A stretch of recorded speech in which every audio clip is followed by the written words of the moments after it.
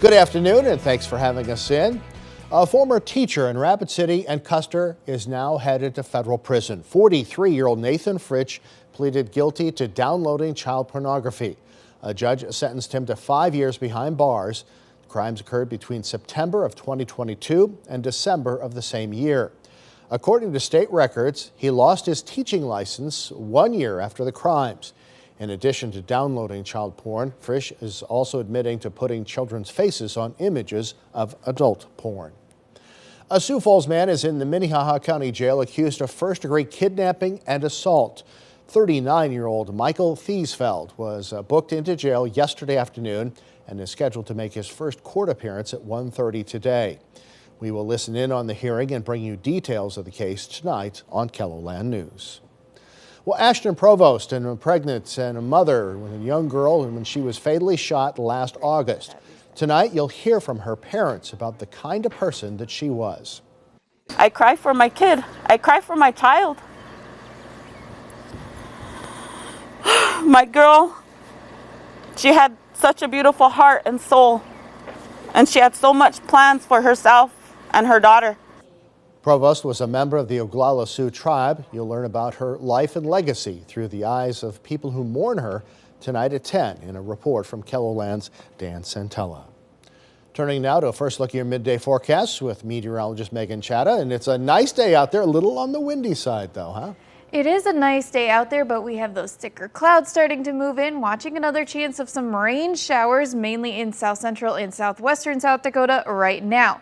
60 degrees here in Sioux Falls, that west wind at about 5 miles an hour. We have those thick clouds in Rapid City, keeping those temperatures on the cooler side right now at 50, south wind at 9. It's 55 in Yankton, 57 in Brookings, 60 in Aberdeen, 53 in Buffalo, and 40 degrees in Custer.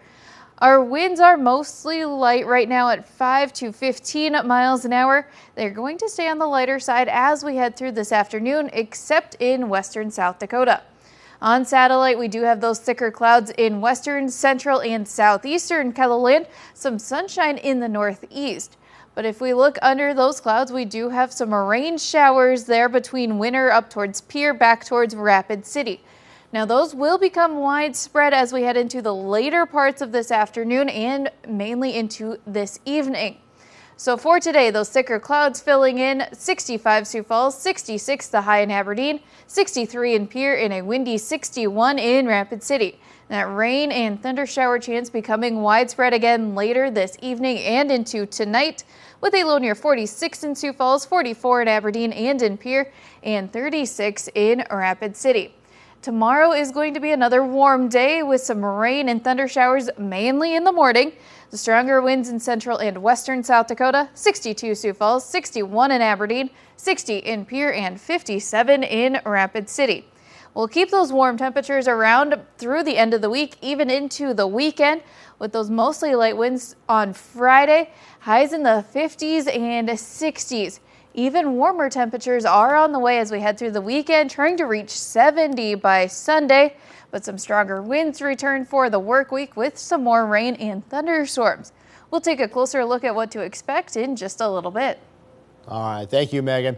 Sioux Falls Storm will be wearing Star Wars themed jerseys during Friday's game. The jerseys are currently up for auction, with 100% of the net proceeds benefiting Operation Hope and Caring, which provides funding for a variety of projects for the Title I schools in the Sioux Falls School District. We've got a buy it now feature for $400. You can purchase a jersey. Right now, you don't have to worry about the auction up until the end of the game. Otherwise, game day, you have to come out and place bids like everybody else. We'll tell you how you can bid on or buy a jersey tonight on KELOLAND News. The Storm play Green Bay Friday night at the Premier Center. Kickoff is set for 7:05. Donald Trump is using a one-day break from his New York hush money trial to rally voters in the battleground states of Wisconsin and Michigan. The visits come on Wednesday, a day after Trump was held in contempt of court and threatened with jail time for violating a gag order. The judge said if Trump continues to violate his orders, he will put him behind bars. The U.S. Drug Enforcement Administration is moving forward reclassifying marijuana as a less dangerous drug. The Justice Department proposal would recognize the medical uses of cannabis, but would not legalize it for recreational use. The proposal still faces a potentially lengthy review process, but if it is approved, it could have wide-ranging effects. It could make marijuana research easier and could also reduce taxes for legal cannabis businesses.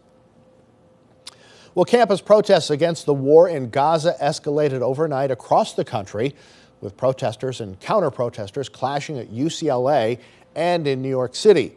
Police cleared out demonstrators who took over a building at Columbia University. Michael George has the latest from New York.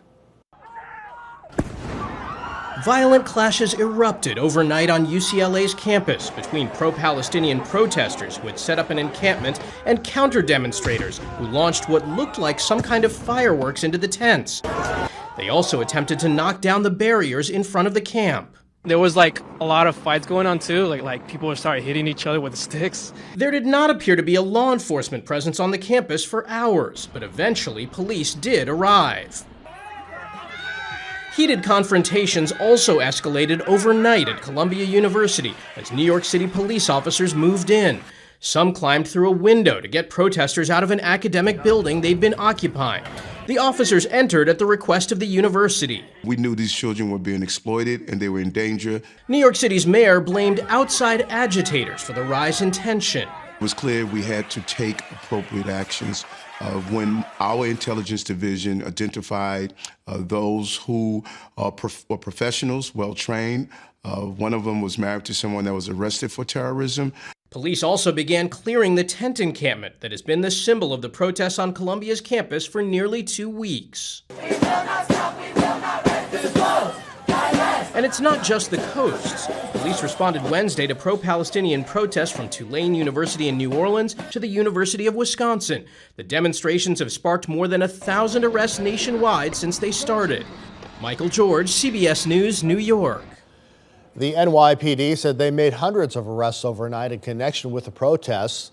Police will remain on campus until at least the middle of the month to prevent another encampment. Columbia University said students who had been occupying the building now face expulsion.